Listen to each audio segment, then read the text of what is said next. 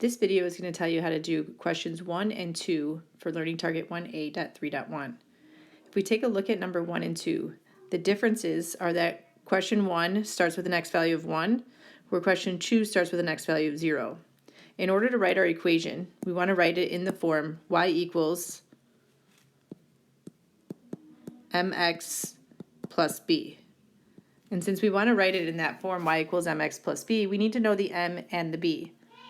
In order to find the m, we need to figure out how it's changing from one to the next. Same thing here. And so in question number 1, we can see that we are adding 16 each time. And in question number 2, we can see that we are subtracting 7 each time. So let's mark that down so we remember. So in question number 1, to get from one step to the next, we're adding 16. And in question number 2, we're subtracting 7.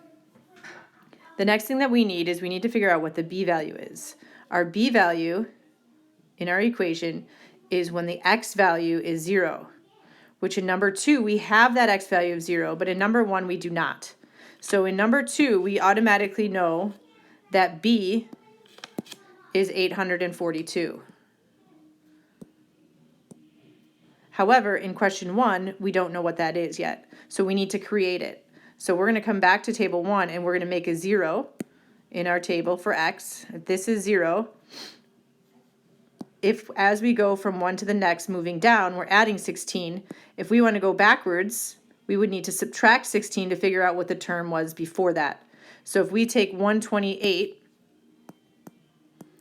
and subtract 16, that will give us the y value here, which is 112. Which would be our b value for question number 1. So now we can write our equations. In number 1, we have y equals 16x plus 112. And in number 2, we have y equals negative 7x plus 842. So again, just to wrap up, this value here represents the m value, or how much we are changing each time. And the second number here represents our y-intercept, which is when x is 0.